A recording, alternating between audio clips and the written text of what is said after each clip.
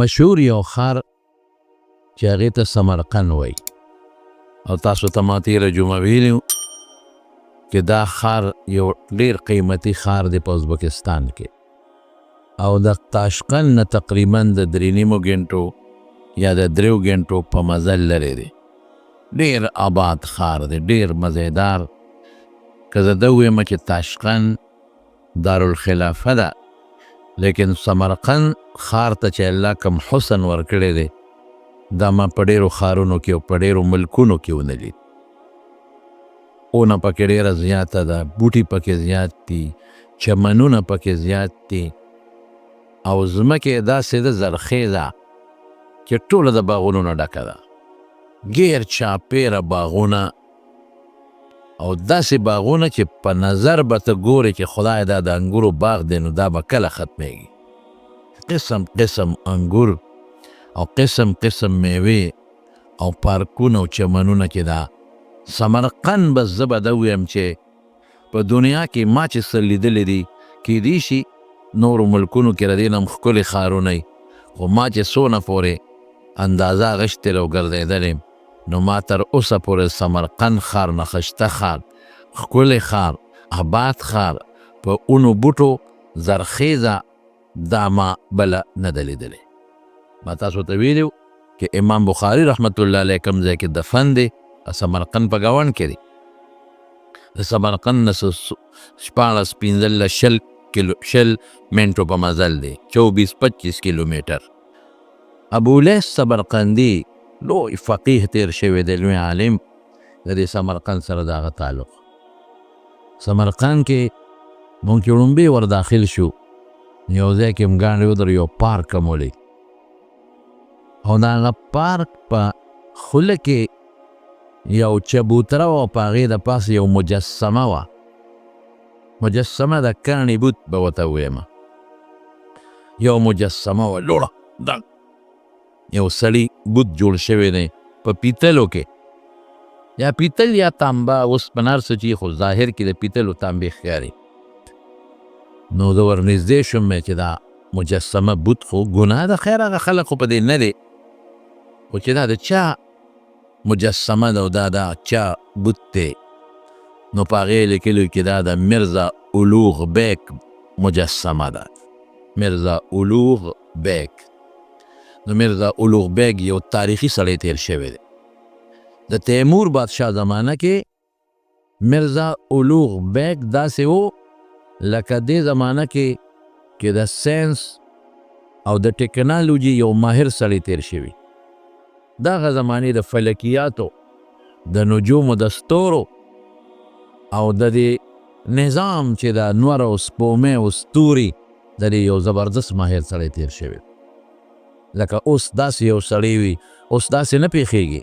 اوس به یو سړی دی چې هغه به د ستورو او د سپومې د دې علوم به کړي، بل سړی به دی چې هغه ته به د موسمیاتو پته لګي چې دا موسم څنګه دی او څنګه نه دی، یخ کله راځي، ګرم کله راځي، ورځې لنډې، د موسمیاتو ځان له ماهرین دي.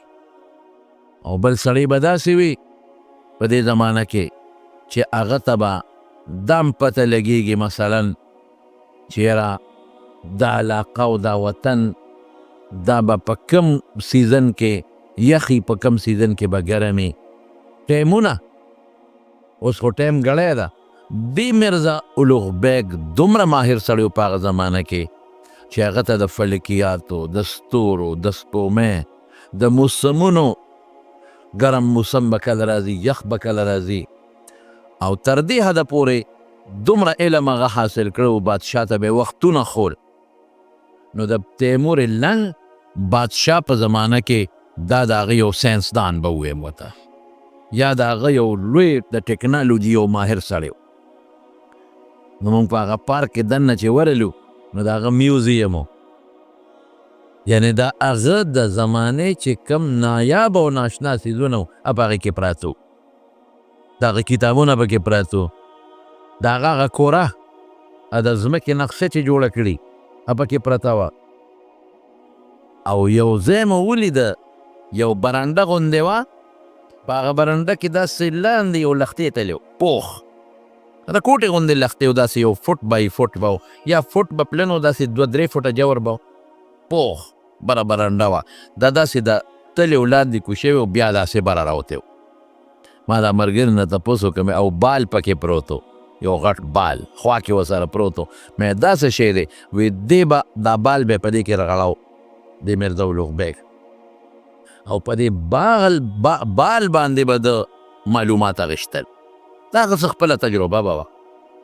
دلته به ناست و، دا به یې رغړاو هغه سره پورې، بیا به یې د هغې سر نه رغړاو، نو په دې به هغه څه نقشې معلومولې. میرزا اولوغ بیګ. او دا میرزا اولوغ بیګ 1394 عیسوي کې پیدا شوی دی او په 1449 1494 کې 1451 کې دی وفات شوی دی. او قبر یې کوم ځای دی؟ مونږ چې لږ مخکې لاړو نو یو شاهي مقبره وه، لویه شاهي مقبره.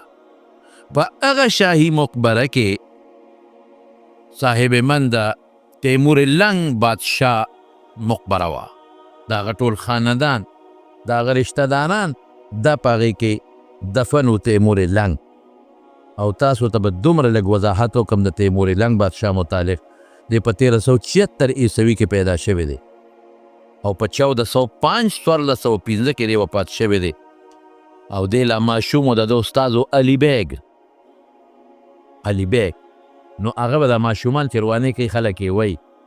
نو دی علي بیګ دا تیمور لنګ ماشوم دی، هغه وخت کې پلار یې راووخته، وی ما په جون کې ټول ماشومان والي دي، ده له ما اوسه پورې ډب نه دی ورکړی، ځکه ستا دا بچې چې څه کوم سبق ورته وښیم او دی واپس راشي نو د هغه سبق یاد کړي، دی روانې نه کوي، دی بېادبي نه کوي، دی سبق پوره یادوي، د دې بچې خیال دی ساته. پلار یې واقعي خیال وساته. د 10 کالو په عمر کې د قرآن شریف یاد کړی، 10 کالو په عمر کې په دې وخت په دې ګوډو. او بیا وله خدای بادشاهي ورکړه او ډېره اوږده د حالات دي، ډېر اوږده. خو زه به مختصر درته ووایم، د 27 کاله د خپل زندګۍ ټول په اسلامي جنګونو کې تیر کړي دي. 37 سال لګیا دي. او چې کوم علاقې کافرانو قبضه کړي دي او کم وطنونه عیسایانو قبضه کړي دي او کم وطنونه هندوانو قبضه کړي دي، په هغې لګیا دي. 42 ملکې فتح کړي دي په خپل ژوند کې، 42 ملکه. او کوم علاقې فتح کړي دي ډېر مختصر به درته ووایم: کاشغر، خوارزم، خراسان، هرات، افغانستان دا ټول علاقه. بیا راغلی دي ایران ته، ایران یې فتح کړی دی، آذربایجان یې فتح کړی دی، بغداد، عراق، جاس کې پکې سړی ستړي کېږي چې دغه دی نه راځي. او دی په پیاده لښکر راغلی دی، دا چې څومره قازقستان دی او کرغستان دی نن سبا، او د هغې نه پس افغانستان دی او هرات او قندهار او ایران دی ټول قبضه کړل. بیا ورپسې راغی بغداد ته، عراق دی قبضه کړل. او صاحب من بیا تللی دی د ملتان په لاره انډیا ته، هندوستان یې فتح کړی دی، میرټ او دهلی. او بیا په دې هم صبر نه دی کړی، نو شام ته هم تللی دی. شام کې بیا حلب، حمص دا علاقې د ټولې فتح کړي. خو یو غلطي به ته کېده، علاقه به یې فتح کړه، کافران به یې ترې وویستل، څوک به مسلمانان شو، څه به یې مړه کړل، خو بیا به د هغې نه ورته بلې علاقې ته. نو دا یو غلطي به ته کېده چې په هغه علاقه کې به خپل د انتظام یو سړی کلک چې هغه علاقه کنټرول وساتي، دا به ترې پاتې کېده. ایران کې چې کله حمله وکړه په ایران دې سړي، نو ایران نه فتح کېده. د ایران نه مخکې د علاقې چې څومره دا نه فتح کېدې. دا هغه زمانه کې د عراق او ایران یو ملک و. چا نه تپوس وکړو دا ولې نه فتح کېږي دا علاقه؟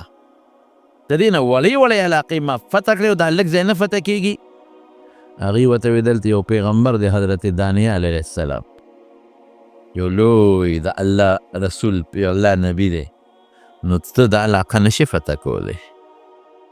د بیا خپل عالمان واغېشتل او هغه پیغمبر قبر ته لاړل او د هغې ډېر احترام وکړ او د هغه د قبر سره د الله نه سوال وکړي چې الله زه خو دې له د علاقه نه فتح کوم چې زما د بې نوم اوچت شي. زما خو دا مقصد نه دی چې زما بادشاهي دې زیاته شي، زما بهادري دې څوک ومني. الله زه خو ستا د خاطره، ستا د مسلمان ملک د زیاتولو د خاطره دا کار کومه. نو بیا هغه علاقه فتح شوه. نو چې فتح شوه نو په سمرقند کې ما ته چې اوی دلته د دانیال علیه السلام قبر دی، مشهور دی دا. ما دانیال علیه السلام په عراق کې دفن دی، تاریخ لیکي دلته سین قبر دی، راشه وبګور. نو چې زه لاړم د قبر لنو داسې دومره اوږد به لکه بلکل زموږ دا جومات چې څونه په اوږدو شپېته فوټه اوږد قبر، اوږد قبر داسې لکه دې دیوال نه ونیسه هغه دیواله پورې، بلکې دې نه ممکن ده چې یو 70 فوټ 60 فوټ، ځکه ما چې خپله اندازه واخیسته هغې ته دننه څوک نه پرېږدي، د بار نه خلک راځي او بار برنډه لګېدلې ده، بینچونه پراتي او هلته کې په هغه بینچونو خلک کیني او خپلې دعاګانې او ذکر و اذکار کوي. د چې ورغلم ما خو منلم نه چې دا د دانیال علیه السلام قبر دی، خو هغې وایي دا د هغه قبر دی. نو ما هغه هلک ته وایي چې هلکه دغسې خپل تعارف میلمه پاکستان نه راغلي، هغه دروازه کولاو کوي ښځه ورننوځئ. موږ ورننوتو. نو غټ قبر و غټ داسې یو 3-4 فوټه پلن غټ قبر اوچت د ځمکې نه، شیل مضبوط غلاف پرې د پاسه پروت یو شان، او په هغه غلاف د قرآن شریف ایتونه او سورتونه لیکلی شوي دي، او دومره اوږد تقریبا 4 فوټه خوچه پلن او داسې 3-4 فوټه د ځمکې نه اوچت او 80 فوټه یا فوټه اوږد. موږ لاړو ومو کتل. ما بیا تپوس وکړم زما ذهن خدا نه اخلي چې دا دانیال علیه السلام قبر، دا زما عقل نه دی. دا ټیک ده چې د هغه زمانې خلک اوږدو، دا موږ منو، خو دومره اوږده هم بیا نو، دا خو زما عقل نه اخلي. نو بیا یو عالم ما ته دا قصه وکړه، ما ته وی چې دا د دانیال علیه السلام قبر نه دی. مې ولې دا دومره خلک وله راځي او دلته کې یو جشن هم جوړ کړی دی. ما ته وی دا چې کله تیمور لنګ ایران فتح کو نه فتح کېده او بیا د قبر سره د الله نه دعا وغوښته او ایران فتح شو، نو هغه بیا دا چل وکړه چې د دانیال علیه السلام د قبر د ویښ نه لږې معمولي وکنیسته، هغه لږه خاوره راوړه، هغه خاوره یې دلته اچولې ده او په هغې د پاسه یو فردي غوندې قبر جوړ کړی دی. خلک دنیا راځي، څو خلک خو په دې نه پوهېږي که، او هغه زمانه کې خو اسلام نوی راغلی دی او یا 15 کاله پرې د روس تېر شوي دي. نو نوی اسلام هلته راغلی دی، نو خلک هم د اسلام نه ناخبر دی، ټول راځي ورته او دعاګانې غواړي. او بله ناشنا مې ده ولیده چې دا قبر په غونډی دی چې لاندې کوس یو چینه ده، ډېرې خشته اوبې دي مزېدار، او د هغه چینې نه یو معمولي غوندې لختې دننه په ځمکه کې پټ بوتلې دی او یو ځای کې یې پې برنډه جوړه کړې ده او ټوټه یې لګولې دي، قدرتي اوبه بېږي او خلک کاسو کې ځي او سکي. نو ما لکه دا اوبه د څه دي؟ ما ته چا وی دا هغه چینه ده چې ایوب علیه السلام کوم ځای لمبلي و، مې دروغ مه وایه، هغه دلته نه دی راغلی ایوب علیه السلام او نه یې دلته لمبلي. یعنې خلک په دغه سوچ روان دي، کټوري پراته دي اوبه څکي، او دا د ایوب علیه السلام د زمانې چینه ده او هغه دلته لمبلي و، ما یې دروغ مه وایه. یو عالم ما ته وایي چې نه هغه خو نه ده، خو موږ اورو داسې چې تیمور لنګ د دانیال علیه السلام د قبر خاوره د ویښ نه راوړه دلته کې واچوله او قبر یې پرې جوړ کړه، نو هغې سره دا چینه پیدا شوې ده او د هغې نه د اوبه روانې دي. بهر کیف ستاسو ذهن کې مې دا واچوله چې د دانیال علیه السلام دا قبر چې تاریخ لیکي چې په تاشقند کې دی یا خلک وایي سمرقند کې دی، نو دا دروغ وایي، دا فردي خبر دی.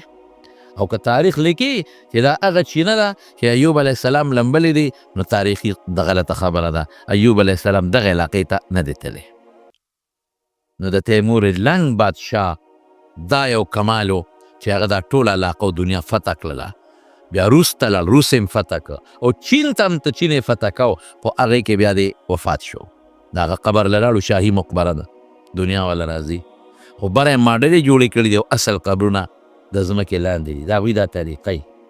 نو چې قبر ته ودرېدو نو سړي نه مې تپوس وکړ، لیکلي هم دي پې د پاسه، مې دا د چا قبر دی؟ وایي دا تیمور لنګ، دا په یو خپګوړو د ده قاضي القضات څوک پاتې شوی دی چې طالبانو ته پته ده، تاسو ته پته نیسته، علامه تفتازاني رحمت الله علیه، دا ډېر لوی شخصیت تېر شوی، علامه سید السند دا د قاضیان پاتې شوي دي او دې قمقل نه به یو کار به ده کوو ده چې به کوم سړی قاضي که هغه سړی به قاضي کو چې د هغه نه به د ده په علاقه په وطن کې لوی ملا نو دا د یو مسله وه نو که بل سړی به راغی او هغه به وی چې صاحب د دې قاضي قضات نه چیف جسټس نه زه زیات مولی نو ده به ورته مناظره وکړې بحث وکړې نو که ته پړ کړې نو ابه یو که ادې پړ کړ نو ابه کوزوم تا به قاضي کوم همقل وکړ بېوقوفو دی غلط کار کړی دی نو علامه تفتازاني ډېر لوی ملا تېر شوی دی ډېر لوی عالم تېر شوی دی هغې قاضي القضات و چیف جسټس نو دا سید السند دا هم ډېر لوی عالم دی نو دې راغې درخواست یې ورکوي صاحب د دې قاضي القضات ما کې قابلیت دې ما ولګوه وی راځه تفتازاني سره مناظره وکړه بحث دواړه وکړه چې بحث یې وکړه په یو وړه غوندې نکته کې تفتازاني غریب لږ ونښته چې ونښته نو بیا د هغې لرې که تفتازاني او د هغې په ځای دا سید السند قاضي القضات کا نو قمقل سړی دی بعضې وخت کې لوی عالمي لوی مولی یو ټکې به ورته نه یاد یو مسله به تېره شوي یو خبره کې به په هغه وخت سره په ذهن کې نه بیا علامه تفتازاني غریب د دې غم د لاسه څو میاشتې پس وفات هم شو نو ما هلته تپوس وکړه علامه تفتازاني خو د چیف جسټس و د هغه قبر چاته پته نه لګېده سید السند دا خو د لوی شخصیت او چیف جسټس و قاضي القضات د هغه قبر چاته پته نه لګېده خو د ده د قبر خوا کې بیا هم پکې یو ادب پکې و د قبر نه سر ته یو بل قبر دی نو زه هغه ته ودرېدم دا به د امیر تیمور قبر نو ما ته هغې وي چې نه دا د امیر تیمور قبر نه دی دا د هغه د استاذ او د هغه د پیر قبر دی او وی ده دا وصیت کړی و امیر تیمور چې ما کله ښخوی نو ما به د دې خپل استاذ په خپو کې ښخوی دا زما استاذ دی دا زما پیر دی نو زما قبر چې ما کله ښخوی نو ما به د خپل استاذ خپو ته ښخوی نو دی د هغه خپل استاذ خپو ته دفن دی د هغه استاذ نوم سید برکه دی سید برکه ډېر لوی نیک سړی تېر شوی دی او بیا عجیبه ځان له ځای خوښ کړی دی یو طرف ته د یو بل ډېر لوی بزرګ د سید عمر ورته وایي سید و هغه زمانې ډېر لوی ولی الله د زمانې و یو خوا د هغه قبر دی او بل خوا محمد سلطان دا د خاص مشیرو او ډېر نیک سړی او لوی عالم و ما ویې لکه هوښیار سړی دی یو خوا ته سر ته دی لوی بزرګ ګس طرف ته بل لوی بزرګ ښي طرف ته بل لوی بزرګ نو داسې ځای کې دی دفن دی د پاسه پې ګټه ګنبد دی او شاهي مقبره کې دی ښخ دی دفن دی زما رونو د بزرګانو د نیکانو خوا کې په مقبره کې ښخېدل دا هم د انسان دپاره ډېر لوی برکت دی زموږ دا د شیخ الهند رحمت الله علیه یو ځل چا تپوس وکړ ورته یې وی چې څوک دا غواړي چې د مدینه کې دفن شم یا څوک دا غواړي چې زه د حضرت موسی علیه السلام الله نه سوال کړی و چې ټیم یې پوره شو وی الله ما شام ته ورسوه بیت المقدس سره چې خوا کې د دفن شم نو د نیکانو خلقو د عالمانو خوا کې ښخېدل دا ځان له یو خبره ده نو شیخ الهند صاحب نه چا تپوس وکړه چې د نیکانو خوا کې چې سړی دفن شي دله د هغې نه څه فایده شته دله څه فایده ده دا انسان خو خپل عمل پکارېږي هغه ورته غږ ونه چپ پاته شو څو ورځې پس هغه شاګرد لګیا دی شیخ الهند ته به بوځې وی نور کسان هم ناست دي دې خوا شاته مخکې وروستو او دې ناستې منځ کې به بوځې وی نو شیخ الهند هغه شاګرد ته وی دا به بوځې چا ته وی وی صاحب تا ته وه بل چاته خو نه وی نه نه صاحب صرف تا ته وه وی دا هوی دې خوا اخوا په دې نورو لګي که نه لګي وی او په دې نورو خو لګي وی خو تا ته واقعي دا هوا دې اخوا په دې نورو باندې لګي وی اوس تا مسله حل شوه پوه شوې که پوه نه شوې تا چې څو ورځې مخکې ما نه کوم تپوس کړی چې د نیکانو خلکو قبر سره خوا کې ښخېدل دا څه فایده لري که نه لري دقه یې فایده ده ببوځې وی ما ته یو خوا بل خوا دې خلکو ته هم فایده رسېږي دقه رنګې دا نیک سړی دا عالم دا بزرګ په ده چې د الله رحمت نازلېږي نو هغه د رحمتونو څه نه څه جلکې خو شاته هم خورېږي دې وجې نه و حضرت عمر فاروق رضی الله تعالی عنہ چې کله وفات کېده نو وصیت یې وکړ، بلکې حضرت عبدالله ابن عمر ته وایي چې کله ولګېده په هغه خنجر باندې او کور ته یوړه او وینې ترې روانې دي او د شربت یې وله ورکړه، د اوسکو شربت جوس، نو چې خوله کې یې ورواړو نه ترې په خېټه ووتل. پوه شو چې اوس خو د وفات کېږم، دا خو د ما بیماري د اخرې ولاړم. نو عبدالله ابن عمر ته وایي بچې لکه مې یو ارمان دی، یو ارمان هېڅ هم نشته.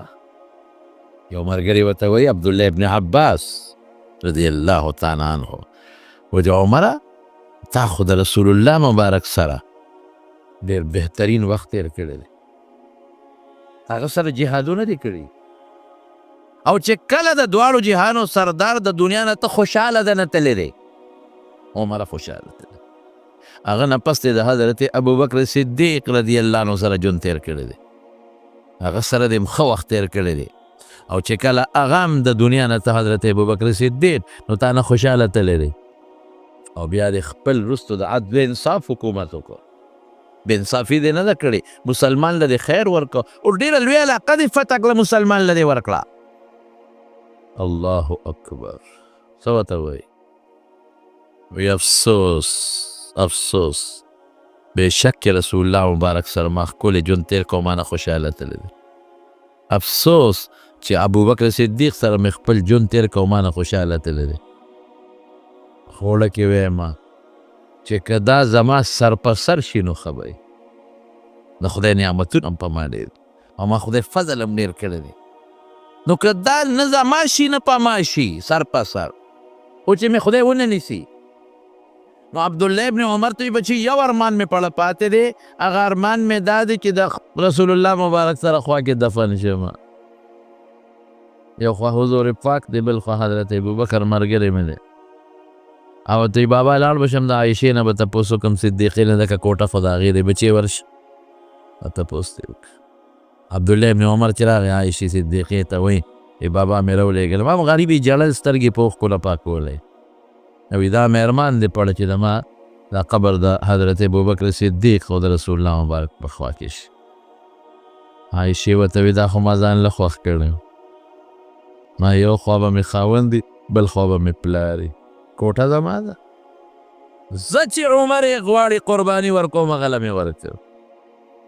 ما یو څه د نورو ملګرو سره چې کوم د مسلمانانو میندې دي بیبیانې دي امهات المؤمنین هغې سره مې په عام قبرستان کې دفن کړې. اوهو دا هغه عایشه صدیقه ده چې یو ځل صفت کوي خپل خورایي صفت کوي. نو عایشه صدیقه څه وایي؟ هغه وایي ارمان لو كنت نسیم، که زه داسې وي چې یېره په تېره ویلو چا یادولم نه زه خو جړل به. عمر صاحب چې ابن عمر راغی عبدالله ابن عمر زوی وی بچې څه دي دا سره څه پیغام دې راوړه؟ وی چې ستا د اړه ارمان کوم هغه خدای پوره کړ. وی ښه بچې دې وخت کې خو زه بس دغه یم جمدې یم، او چې کله مړ شم زما کټ یو څه دوباره ترې تپوس وکړې، هسې نه دې وخت کې زما نه حیا کوي او پړینی دوباره ترې تپوس وکړې. نو بیا دوباره چې تپوس وکړو نو مې بس کلمې ولقبه. نو حضرت عمر صاحب ولې د رسول الله مبارک خوا کې ځان له ځای خوښ کړې؟ د حضرت ابوبکر صدیق په خوا کې خو د یو رسول الله مبارک خو پرېږدوه،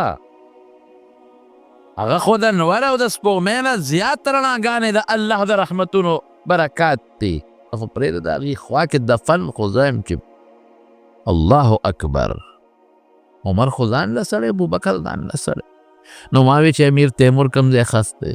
د بزرګانو په دا میاس کې ښخ، دا مخیارتوب د ده. یو بل قبر دی پکې په سمرقند کې، په سمرقند کې د حضرت عباس رضی الله تعالی عنه زوی دی قسم ابن عباس، غټه مقبره کې د هغه دفن دی او قبر یې ښخ دی. او دا قسم څوک و؟ د رسول الله مبارک د تره زوی دی، د حضرت عباس زوی دی. او د مختصر ټکې به درته دونه ویم چې دا هغه صحابي دی چې رسول الله مبارک کله وفات شو او غسل یې ورکو نو منګي به ډک ډک د اوبو د راوړل. صرف یو څو کسان د هغې په غسل کې شریک وو، یو پکې دا و حضرت قسم. تاسو اندازه ولګوئ چې د سعودي عرب د مدینې نه ځه څونه مزل دی، او بیا د هغې نه راځه عراق ته، ایران ته، هرات، قندهار، افغانستان، کابل، او بیا زه ورپسې د نیر نه پوري د سیند نه ماوراء النهر او بلخ او بیا سمرقند او دې علاقو ته د دین د خدمت دپاره سفر یې کړی. زه حیران په دې کې د علاقه په دین څونه آباده وه. امام ترمذي رحمت الله علیه دغلته دفن دی ازبکستان کې. د سمرقند نه به تقریبا 5 غنټې مزلي وته. ترمذ امام ترمذي پیژنې څوک و؟ د رسول الله مبارک دا حدیث هغه کتاب یې لیکلی چې هغې ته خلک نن سبا ترمذي شریف وایي. جامع د امام ترمذي، سنن د امام ترمذي. او صاحب من امام ترمذي څومره لوی سړی دی، د هغه هم یو پوټی واوره. نوم یې دی محمد، د پلار نوم یې دی عیسی، د نیکه نوم یې دی ثوره، د نیکه د پلار نوم دی موسی. او په ترمذ کې یو ښار دی بوغ ورته وایي، بوغي ورته وایي، بوغ. هلته دی دفن دی په 209 کې دی پیدا شوی دی، 209، او په 201 اتیا کې 279 کې دی وفات دی. د امام بخاري شاگرد دی، د امام مسلم شاگرد دی. نن سبا د کتاب ترمذي شریف ته ډېر لوی اهمیت دی. زمونږ په دیوبند کې دارالعلوم دیوبند کې چې شروع کوي هغوی د دورې شروع کوي د ترمذي شریف نه کوي، شروع په ختمول په بخاري کې. او زمونږ په دارالعلوم حقانیه کوړه خټک کې هم دا یو رواج را روان دی چې هغوی شروع د بخاري شریف په کتاب نه کوي، د ترمذي په کتاب کوي. یاره د چې کوم خدمت کړی دی، اوهو امام ترمذي د دې احادیثو مبارکو لپاره د مکې، مدینې، مصر، شام، کوفه، بصره، خراسان د دې ټولو سفر یې کړی. حافظه والا خدای ناشنا ورکړی و. نو دا حدیث به یادول، داسې حافظه الله ورکړې وه چې یو عالم و د هغه یو 2 کاپۍ د سره پرتې وې د احادیثو، چا نه حاصلې کړې وې. د ته پته ولګېده چې هغه مولانا صاحب خو دلته راغلی دی، هغه شیخ الحدیث د حدیث استاد. به ته ورمنډه کړئ چې ودرېږه چې ورسره ملاقات وکړم. دا خو ما د هغه ما سره پرتې دي، خو د بل چا په واسطه بالذات به اورم دې ته زمونږ طالبان سند عالیه وي، سند به مې عالي شي اوچته شي. یا هغه مولانا صاحب له ورغی، هغه ته ویل چې صاحب ما سره ستا یو 2 کاپۍ دي د احادیثو، نو که مهرباني دې وکړه ما ته دې واورول نو زه به ستا نیغ په نیغه شاګرد شم. وی راوړه کاپۍ، ګوره دې درته ویم راوړه. د زر هغه خپل دغه کولاو که چې کاپۍ راویستې نو دې غریب تېروتی و، د دې استاذ کاپۍ نه وې، د بل استاذ کاپۍ په تېر کې راغېستې. اوس که ورته ویمه چې دا خو زه تېروتی یم، د بل استاذ کاپۍ دي، نو دې خفه نه شي او نه د سره دونه وخت شته. وی کاپۍ دې راویستې؟ وی یو صاحب راومې ویستې. وی غوږ ورته کېږده. استاذ خو یې دا خیال چې دا دماغه دي، د دا کاپۍ داسې ځان ته ونیولې، اوس هغه لګیا دی حدیث وایي، دې د قصده ګوته ګرځوي حدیث وایي وایي وایي وایي وایي وایي وایي وایي. ناګهان د استاد پې نظر شو، وایي داسې دی ما سره ټوکې کې په ما د حدیث د دنیا ووایې، نو ته خو به دې کاپۍ لګیا شې ګوته ګرځې دا څه کې؟ وایي صاحب غلطي شوې ده. څنګه غلطي؟ وایي ما په تېر کې پردی کاپۍ راغېستې. وایي زه دې ستړی کړم، په ما د بلا ګنټې د رسول الله مبارک احادیث ووې نه دې ولیکل، زما هغه نشته، نو زه دې هسې ستړی کړم، ټوکې را پورې کې. وایي صاحب یاد مې دي، تا چې څه وایي ما ته یاد شو. وایي ووایه نو چې هغه استاد ورته کوم سبق ویلی و، نو د اول نه اخره پورې ورته هغه 2 کاپۍ په یاد ورتېرې کړئ. نو استاد ورته وایي دا دې مخکې یادې کړې وې که اوس؟ وایي قسم د الله په ذات چې دا اوس ته ووایي ما په دغه وخت یادې کړې. یو بله واقعه هم پېښه ده، د په سفر کې روانو سفر کې قافله کې چاوي فلان کې شیخ صاحب دی محدث او دا کم دی هغه دی دور منډه کړی وی حضرت اسما ته حدیث وایا ورشه قلم او کاغذ راوړه اتفاق ته وګوره چې دی راغی قلم کاغذ یې وکته نو صحیح نه وه پاڼې خو شته قلم شته خو صحیح نشته د قصد قلم راواغېسته او استاذ ته وی جی وایه وی لیکه وی ښه د قلم راغشتې دي او په کاغذ هسې د قصد ته ګرځئ استاد لګیا دی حدیث ورته وی وی وی وی وی او د قصد هغه ګوته قلم په هغه تشه مشوڼۍ کې وردننه کي او لګیا دی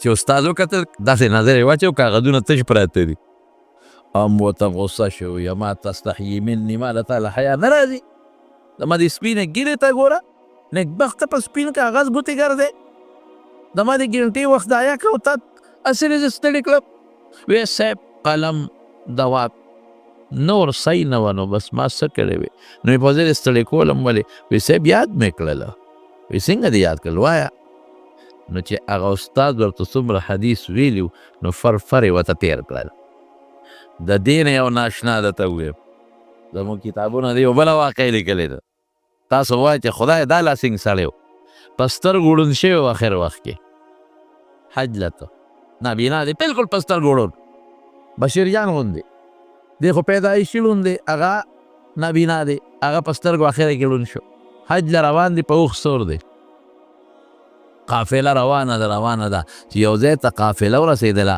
نو دې امام ترمذي سر ټیټ کړه داسې په اوښ سور سر یې ښکته کړه چې ښکته یې کړه اوښ خو روان دی چې لږ ساعت تېر شو نو سر یې راوچت کړه شاګردان ورسره وی صاحب دا سر دې ولې ښکته کړه بیا دې اوچت کړه څه چلو بیمار یې څه چلو وی نه دلته ونه نه وه څه ونه او که دلته ونه وه که نه ما ځکه سر ښکته کوي ونه کوم ده بس قافلې ته وې ودرېږې زما حافظه کې فرق راغلی دی دا خو که زما حافظه خراب وي خو زه د رسول الله مبارک احادیث ویمه دا خو ما نه هغې کې ډېره غلطي کېږي نو قافله کې ټول شاګردانو لوی عالمو دوستان دي قافله ودرېده وی ولې صاحب وی زه چې کله په سترګو روغ ومه او حج له به په دې لاره تلم نو دلته یو اونه وه د هغې یو خرام په دې لار راښکته شوی و غټ خرام نو چې څوک به پیاده تلل د هغه سر به ورسره نه لګېده او چې څوک به په سورلی و په اوښ یا په اس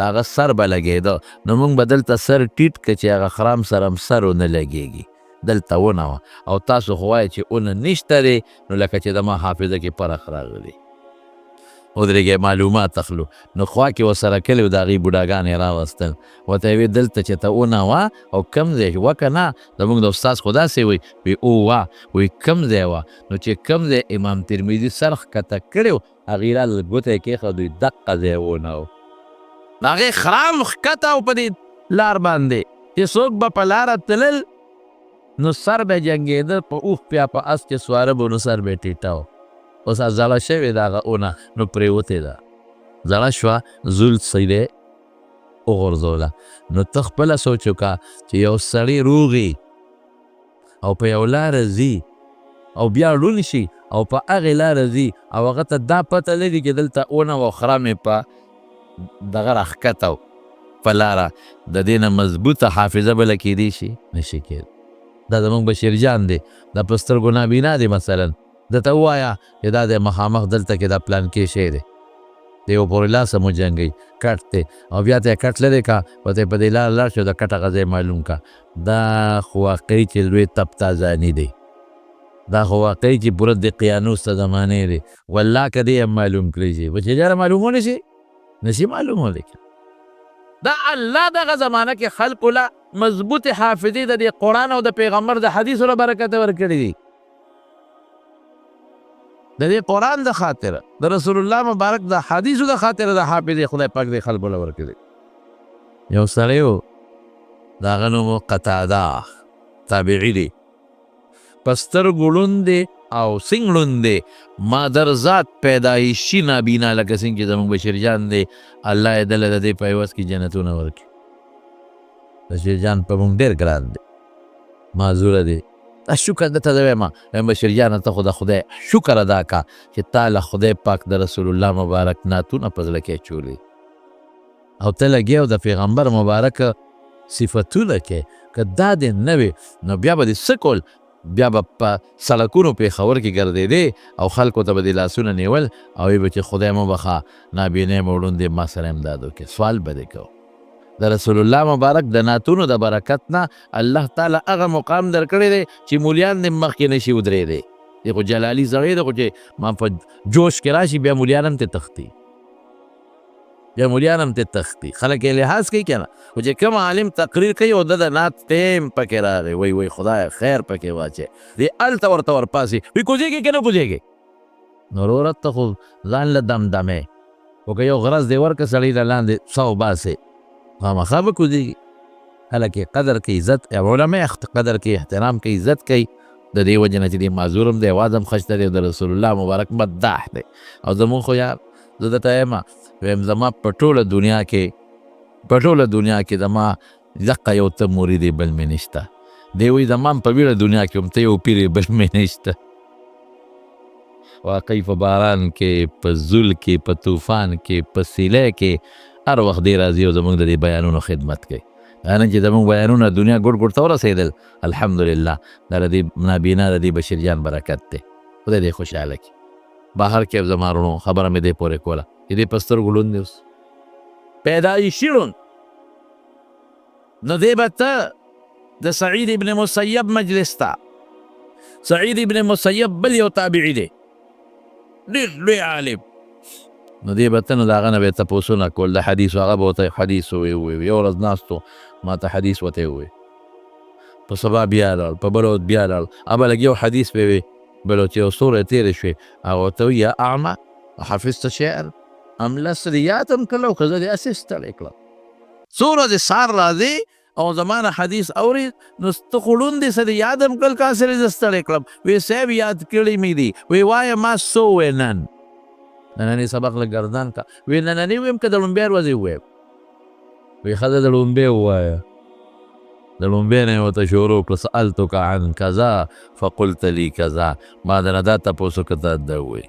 بیا دې ده ووایي بیا دې ده ووایي بیا دې ده ووایي او په دې میانځ کې به وی وسألت عن الحسن حسن بصري نه مې پکې تپوس کړه پکې دا خبره کړې ده چې د یو څلورو پنځو ورځو سبق یې ورته ورګردان که په هغه ترتیب چې په کومې ته اورېدلی نو سعید ابن مسیب ورته وایي مسیب وی ارتحل یا اعما فقد نظفتني ړونده ځه اوس په مخه دې ښه مونږ خو دې نچون کړو دا حافظه دا شیخ الحدیث یو ځل کور کې ناستو یو سوالګري سوال وکړه خیر راوړی خدای مو بخښه نو ده په یو د لرګي جامو په هغې کې شی واچو سوالګري لی ورکړه سوالګري خو د ړوندو هغې د ظالم به کې د جامه مو تختو لا بس زمانه تېره شوه کلونه تېر شو کلونه نو په مینا کې دی اوس ناست دی یو سوالګر وي خیر راوړی خدای مو بخښه د ده خوا کې روان و د کلک د مټه ونیوه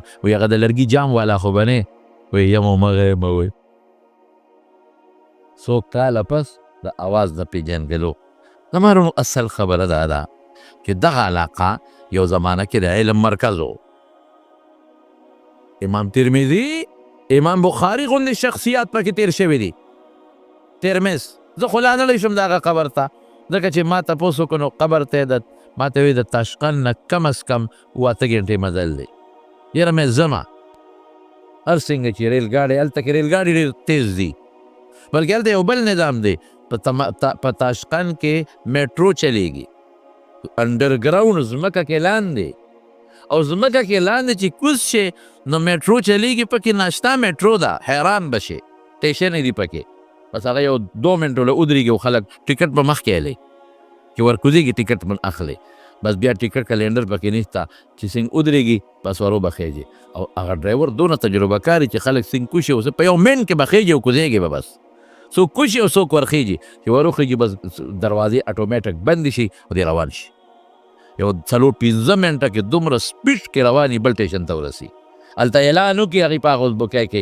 چې پلانکي ټیشن ته کسان ودرېږي مونږ به ودرېږو نو هلته ودرېږي نو بس دروازې اټومیټک کولی شي نو خلک دې څوک کوشي او څوک ورته راوښي. دونه ښه خلک دی. مونږ چې په یو ټیشن وروختو که نه ما هغې کې هم چکر ووه چې څنګه وروختو نو هلکانو چې مونږ یې څنګه ولیدو مونږ لا ختلي نو چې مونږ ته یې سیټونه پرېښودل او په خپلو درېدوي دلته کښېنئ. ډېر احترام پکې ډېر زیات دی. ایرپورټ کې خو دلته پلین کې به ودرېږي که نه که د زمانې بوډا هم دي خو څوک چاله نمبر نه ورکوي هر سړی په خپل قسم په الله چې مونږ ورسېدو په ایرپورټ ودرېدو نو زمونږ نه یو 4-5 هلکان مخکې ولاړو هغوی زر وروسته شو مونږ یې مخکې کړو. دونه احترام دی پکې. میټرو بیا څه ده په ځمکه کې لار دی سورنګ دی سورنګانو کې روانې صرف ټیشن دپاره ځای کولو پرېښی دی. نو ما بیا ورته وی چې یو بله میټرو هم شته نو یې کوم دی وی هغه د دې نه لاندې ده د دې نه لاندې ده هغه میټرو. مې زمونږ خو خدای دې پکې خیر ورچې سړک چې جوړېږي نو 15 کاله 6 کاله د ګاډو هم تبه کی د خلکو د جامو هم تبه کی خلک هم رنځوران کی او چې سړک جوړ شي نو 2 کاله پس هغه بیا رواني او اکثر په پول ګاډي نه ورغلي چې وغورځېږي لاندې. دې ته نظام وایي. په ټول تاشقند کې دا هم واوره په ټول تاشقند کې په هر کور کې په هر هوټل کې په هر غسل خانه کې په کور کې په هر باتروم کې ګرمې اوبه به چلیږي په پیپونو کې بلکې هلته خو یخني په دې ورځو کې واورې غورځېږي د اوسپنې چتونه دي نو هلته کې په کمرو کې د هیټرې لګېدلي خو د ګیس هیټرې نه دي د چوله نه ده د دغه ګرمه اوبو هیټره دي هغه داسې مخصوص هیټرې جوړې کړي چې هغه ګرمې اوبه کې تاویږي نو هغه ګرمه اوبو سره کوټه ګرمېږي. غسل خانه کې هم دغه لګېدلی دی په برنډو کې هم دغه لګېدلی دي هغه ګرمې اوبه خوټ کېدلې اوبه پکې تاویږي هغې سره کوټه ګرموي. مې لکه دا اوبه څوک کم ځای ګرمېږي وایي دا حکومت انتظام کړی دی په ټول تاشقند کې په ټولو کورونو هوټلو کې دقه ګرمې اوبه روانې دي خدای چې حکومت یې په څه ګرموي او دا په دې ټولو غسل خانو کې چلیږي. دی ناشنا دی ده او د سکو اوبو یاره پکې نشته هغه خلک د بوتل اوبه څکي پته نه لګي یا به پکې وي یا به نه خو د بوتل اوبه عام خلک په هغې کې څکي. نو صیبه حدیثو ځای دغه و د فقه ځای دغه و لوی لوی فقهای کرام دغه دلته پاتې شوي دي او ورسره د تصوف ما د تماخ کې ذکر کړی و د تصوف مقام دقه هندستان ته که تصوف راغلی دی او خصوصا نقشبندیه سلسله راغلی ده نو دا د دغه علاقې نه راغلی ده ما تاسو ته قصه کړې ده. په لومبۍ جمعه کې مې درته که په دویمه جمعه کې مې درته ذکر کړی و چې دا دغه ځای نه نقشبندیه سلسله راغلی ده او په هندوستان کې بیا خواجه باقی بالله صاحب شیخ احمد سرهندی مجدد الفسانی خواجه محمد محسوم خواجه سیف الدین مرزا مظهر جان جانان او شیخ غلام علی رحمهم الله دا د هغې علاقې د سلسلې مریدان احادیث د هغې علاقې نه فقه د هغې علاقې نه تصوف د هغې علاقې نه لیکن افسوس چې نن په هغه علاقه کې سر نه بغیر د نوم د ایمان او د اسلام نه بل هېڅ شی پکې نشته هېڅ نه دي خبر. ټولې جینکې او ښځې دومره ده چې په سمرقند کې لا مې مشرانې ښځې جینکې نه مشرانې مې ولیدلې چې یاره هغوی اوږده اوږده کمیسونه اچول بس لاندې پاجامه ده خو بره اوږده کمیسونه جینکې ټول په پتلون کې ګرځي او په کوټونو کې ګرځي هلکان ټول په کوټ کې ګرځي پتلون کې ګرځي ملا په کوټ او په پتلون کې ګرځي نه د مقتدي ګرشته او نه د ملا ګرشته هېڅ هم نشته. شراب کوله مکمل صرف قانوناً پابندی ده چې یاره د 18 د 14 کالو نه پس کم هلک به شراب نسکي خو هغه پابندي برای نام ده او د 11 بجو نه پس مې واورېدل چې کلبونه هم کولوي بیا خلک ځي په کلبونو کې سندرې ګانې هم اوري شرابونه هم پکې څکي او چې څه یې خوښه یې هم پکې کوي. تپوس به وکړي چې ته مسلمان یې او الحمدلله مسلمان یم کلمه نه راځي مونځ څه ته وایي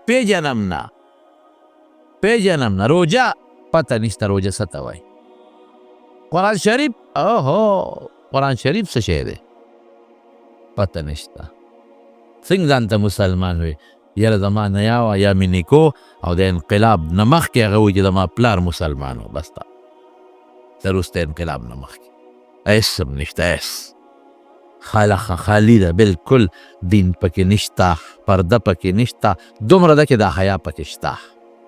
د خلکو مخکې لږه حیا کوي. صفائی پکې ډېره زیاته ده، زبردسته صفائی ده پکې، او قدر پکې د مشر شته. پیسې سپکه ده، د پاکستان 1 روپۍ د هغې 80 روپۍ تقریبا. غربت هم پکې دی، لیکن د مارونو بنیاد د خبرې ده چې هغه وطن چې د علم او د دین مرکز و، هیڅ هم پکې نشته. دا نن دا شی زمونږ په ټولو اسلامي ملکونو کې دا شی روان دی. خفه کېږم، نن اغیار لګیا دي په دې ټولو اسلامي ملکونو کې. د هغې کوشش دا دی چې همدغه چل به سره وکړو. صرف په نوم به زه ځان ته مسلمان بیم، بس نه به مونځ پېژنم، نه به روژه پېژنم، نه به زکات پېژنم، نه به حج پېژنم. او چې کم ځای کې زما د دین مرکز دی چې مدرسه ده، هغې ته به په سپک نظر ګورو. او چې څوک ما ته دین ښیي چې هغه ملا دی او عالم دی، هغه کې به نقطې راوباسم. مړه دا ملا خو هغسې، دا مدرسه خو داسې، دا ټیک ته بلکل په 100,000 کې به یو مدرسه ټیک ته چې او په معیار د دین نه برابر. په 150 کې یو ملا به وي داسې چې هغه به په معیار د علم او د دین نه برابر. نو خو شته، کوم ځای نشته. په 150 هلکانو کې به یو داسې وي چې هغه به تبلیغ لمزي، خو د تبلیغ په اصولو به نه برابر. په 110 پیرانو بزرګانو کې به یو داسې وي چې هغه به ځان ته پیر او زبرګ هم وایي، خو د پیرۍ او د تصوف په معیار به نه برابر. دا خو کېدی شي، ولې نشي کېدی؟ زمینداران ټول یو شانتې دي؟ نه. تاجران ټول یو شانتې دي؟ نه. دوکانونه ټول یو شانتې دي؟ نه. نو مولیان هم ټول یو شان نشي کېدی، مدرسې هم ټول یو شان نشي کېدی. خو دا به منې چې قرآن او سنت خدمت نن په دې زمانه کې مدرسه کوي، او د دین او د پیغمبر مبارک میراث نن په دې زمانه کې مولا په لاس کې اخیستی. د رسول الله مبارک مقصد څه دی؟ هغه د راتلو مقصد لږ معلوم که که نه. انما بعثت معلما، د دې له لېږلی شم چې خلکو ته دین وښیم. تا دې په خدای قسم یې رښتیا ووایه، تا ته دا ښکلې عقیده او د عمل دا څوک درته ښیي؟ مولا درته نه ښیي؟ دا د هغه میشن مولا په لاس کې نه دی اخیستی؟ پیغمبر مبارک چې وایي د جنت لاره څه وایي؟ من سلک طریقا یطلب فیه علما، څوک چې په هغه لار چې په هغې کې د علم طلب کوي، طالب العلم ته وایي، طالب العلم ته. سهل الله به، یا بل ځای کې سهل الله له طریقا الی الجنه، الله به دې طالب ته د جنت لاره کوله وکړي. او پیغمبر مبارک وایي، زه خو نه وایم چې دې طالب العلم ته مولا خو لا پرېږده وه چې کوم لا علم نه دی کړی او طالب دی. رسول الله مبارک، قسم په الله چې رسول الله مبارک وایي، قسم مې درته وخوړ چې په اونو کې په دریاب کې کمان او په سورو کې میږي ورته دعاګانې کوي. او رسول الله مبارک فرمایي، قسم په ذات ته خدای چې دا د پیغمبر مبارک وینا ده، زمونږ په روایاتو په سندونو په اعتبار د قسم خورم، چې رسول الله مبارک فرمایي چې طالب العلم ته فرشتې وزرې خورئ. صاحب د مرقات یو واقع لیکلې ده، یو عالم به خلکو ته درس کو، پخپو شلو. یو شاګرد ته تپوس وکړي چې دا پخپو پیدایشي شلې؟ وی نه. وی دا ولې شل شوې؟ وی دا حدیث مې وکته چې فرشتې وزرې غواړي طالب ته. وی زما لاسې خندا غوندې راله، وی ماسې د ټوک نه وي چې اوس خو به دا وزرې وله مونږ ماتې کړو، ټوقه غوندې مې لره. وی هغه ساعت سره مې دا خپې شلې شوي. د طالب دا مقام دی، د استاذ به څه مقام وي، د عالم به څه مقام وي. ولې نو ځکه د پیغمبر مقصد دقه دی چې قرآن خلکو ته ورسي، او د قرآن تشریحات د حدیثو په شکل کې، د سنتو په شکل کې خلکو ته ورسیږي، او د قرآن مسائل نن د فقه په شکل کې خلکو ته ورسیږي. هغه خدمت نن په مدرسو کې کېږي، هغه خدمت نن علما کوي، هغه خدمت نن د دین طالبان کوي. لیکن مونږ هغه سپک کړي دي. ولې؟ یو کس به چې ته غلطي کړي هغه ته ګوته نیسو، ټول په هغې بدنامو. یو مدرسه کې به چې ته غلطي هغې ته ګوته نیسو، ټوله په هغې بدنامو. یو طالب، دو طالبان به چې ته غلطي کړي هغې ته ګوته نیسو، ټول پې بدنامو. دا دانش او هوښیارتوب نه دی جي، دا خمقلتوب دی، هوښیارتوب نه دی. بلکې دین نه خلکو لوبې ټوکې جوړې کړې. نن بیا په یو سړي په فیسبوک وګوره، نن یو سړي بیا د پیغمبر دعوه کړې ده، او را روان دي. تاسو ته پته لګي چې دا سوشل میډیا ګوري، دي ته پته لګي غټ غټ سر یې دی او غټ ماته چا وخوړ، غټ غټ سر یې دی، غټه غټه ګیره ده، نوجوان هلک دی، ځای را نه دی معلوم چې کوم دی، څوک وایي هالینډ کې دی، څوک وایي جرمني کې دی، ځای نه دی معلوم. او هغه صفا الله شاهد دی، ما په خپله واورېدل، وایي زه د خدای رسول یم. وایي زه رسول یم. احمد عیسی وایي زه رسول یم. وایي زه وایي پیغمبر یم. وایي قرآن کې زما پیشنګویي راغلی دی. او بیا د پیغمبرانو نوم دونه په سپک اخلي چې د حد نه وتی. هغه وایي څوک وایي چې رسول الله هم نه وایي، صلی الله علیه وسلم هم نه وایي، وایي څوک وایي چې د محمد نه پس بل پیغمبر نه راځي. اردو کې لګیے یہ کون کہتا ہے کہ محمد کے بعد کوئی نبی نہیں آئے گا، رسول نہیں آئے گا؟ یہ جھوٹ ہے. وایي دا دروغ دی. وایي او دا وایي محمد خو د دې خلکو پیغمبر د سره نه دی. عیاذا بالله صلی الله علیه وسلم. او وایي چې څوک ما نه مني، دا الفاظ دي چې څوک ما نه مني. ګوره د پیغمبر نوم سره علیه السلام هم نه وایي. وایي د موسی د قوم په شان تباه بشي، د هود د قوم په شان تباه بشي، د لوط د قوم په شان تباه بشي. وره یعنی نن زمونږ دنیا مسلمان کم ځای ته پاتې شو، کم ځای ته مسلمان پاتې شو. او مسلمان میچنې بل ځای ګرځي. ورشئ وګورئ تاسو ځای په ځای د پیغمبر کورې هتک کېږي، ټوکې کېږي، خنداګانې کېږي. هالینډ ته وګوره د پیغمبر خاکې جوړېږي. او زما خپل مسلمان د رسول الله مبارک امتی هم نن په دې چالونو کې پروت دی. خدای ته وګوره زما وروڼو. یو خبره ذهن کې واچوئ، زه د سیاست خبره سره په دې سټیج نه کوم، نه مناسبه ده. زه دا درته وایم چې خدای مخکې کې، رسول مخکې او لیډر رستو. خدای او رسول مخکې او پارټي رستو. کوئ خپلې پارټۍ کې څه خوښئ، د دنیادارۍ پارټۍ مو دي، هغه چې ستاسو څه خوښئ هغې کې خو هم زموږ نه منئ. سم خوښئ کوئ، خو مهرباني وکوئ چې کله هم د رسول الله مبارک د ذات خبره راشي او د قرآن خبر راشي او د پیغمبر او د خدای خبره راشي، نو هغې کې بیا لیډر به خپل کار کوي، پلار به دې خپل کار کوي، او تره به دې خپل کار کوي، او قوم به دې خپل کار کوي، پارټي به دې خپل کار کوي. اب مخکې یو او که ته وایې نه نه نه دا داسې، ته د لیډر دپاره په هغې کې تاویلات کوې، نو ایمان کې د خطره ده. بیا احتیاط پکې په دې مسلو کې. نو نن دنیا لګیا ده د اسلام او د دین خلاف. بار کې دا خو مې دا ازبکستان سفر و، څه بعضې حالات پکې د دین او د اسلام و، همې درته ذکر کړل. او یوه خبره دلته کې څه مړي شوي دي، ما ته خو پته نه وه چې څوک مړه دي. ایسیزو نجیب حاجي صاحب اوښې وفات شوی دی پېښور کې. دلته مونږ له منزله به راته که نه حاجي صاحب ډېره موده وشوه او کال وشو چې نه دی راغلی. ډېر نیک سړی و، ډېر ښه سړی و رب العالمین، او ډېر ښه سړی. دقه ځای به ناست و، خو دا کال یو نیم غریب نه دی راغلی، بیمار به. الله دې ولې د آخرت مرتبې ورکړي، او الله دې ټولو وارثانو له صبر ورکړي. او دلته کې مونږ پسې ډېر منځونه جمعې کړي دي، الله دې ولې دا ټول قبول کړي. مولیانو کلي کې د فضل وهاب استاد دغه رندار وفات شوی وه، بلکل پرون یې ما ته ټلیفون هم کړی و، خو زه خواکوړي کې وم. الله دې مغفرت نصیب کړي، الله دې وبخي. او دا څوک دی ملکزو کې څوک دی، ملکي امان خور وه، الله دې مغفرت نصیب کړي، خدای پاک دې وبخي. او دا ملګري څه دعاګانې غواړي، خدای دې قبولې کړي. او جی حمیدالله صاحب زموږ دوست دی، هغې ته هم څه پریشانۍ دی، الله دې په خوشحالي وبدله کړي. او زه به تاسو ته یو بل هم دغه وکړم، زموږ د حضرت شیخ صاحب مولانا حسن جان صاحب رحمت الله علیه بیبي اوس وفات شوه، دې مانځه نه لږ مخکې، د جنازې ټیم نه دی مقرر، اوس وفات شوه. نو هغه هم هغې دپاره هم لږه دعا وکړې. او مونږ سره په نسبت و، او د شیخ صاحب بیبي و، ډېر خدمت یې د علماو هم کړی، د هغې هم کړی دی.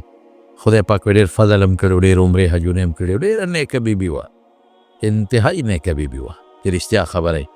پلار یې ډېر لوی عالم تېر شوی دی، والد محترم یې د ټول وطن استاد و، مولانا رحمان الدین صاحب رحمت الله علیه. او بیا زموږ د شیخ صاحب کور والا وه، مولانا سنجان صاحب رحمت الله علیه ټبر و. نو اوس چې زه راتلم دقه وخت کې وفات شوه، او لا جنازې وخت نه دی مقرر. نو دعا ورته وکړئ چې الله د هغې مغفرت نصیب. اللهم اغفر لها وارحمها ونقها من الذنوب كما ينقى الثوب الأبيض من الدنس. اللهم اغسل خطاياها بالماء والثلج والبرد. اللهم باعد بينها وبين خطاياها كما بعدت بين المشرق والمغرب. چې څومره وارثان پاتې دی، الله دې ټولو له صبر ورکړي، ټولو بچو له دې الله صبر ورکړي. او د څومره مردګان وفات دي، زمونږ په دې شیرپو کې نن زمونږ د هغه میا صاحب څه نوم یې دی ما نوم هېر شو ټبره وفات شوی و هغوی ته هم دعا کوي چې خدای پاک یې مغفرت نصیب کړي الله چې څوک مړه دي خدای دې وبخي څومره چې مړه دي الله دې وبخي او چې څومره بیماران دي الله دې روغ صحتونه ورکړي راغلي مسلمانان لرې لرې ځای نه راځي زموږ د پېښور یو ځای بل ځای ډېر دوستان راغلي دي الله په یو یو قدم مولا اجرونه ورکړي برکتونه ورکړي او خوشحالۍ ورکړي د پریشانو نه وساتي روزګارونو کې برکات واچي چاته څه ټینشن پریشاني د هغه په خوشحالو بدله کړي خدای ته زموږ د دنیا او آخرت کې راضي شي وصلی الله تعالی خیر خلقی محمد و آله وسلم تاسو به خفه نه شئ نن چې زمونځ وکړم نو زه به یو پوټۍ درنه وځم ښه میلمانه به ډېري ټولو سره په جمع زما سلام دی مونځ وکړم زه به ځان لږ فوري وځم ښه تاسو چې خفه نه شئ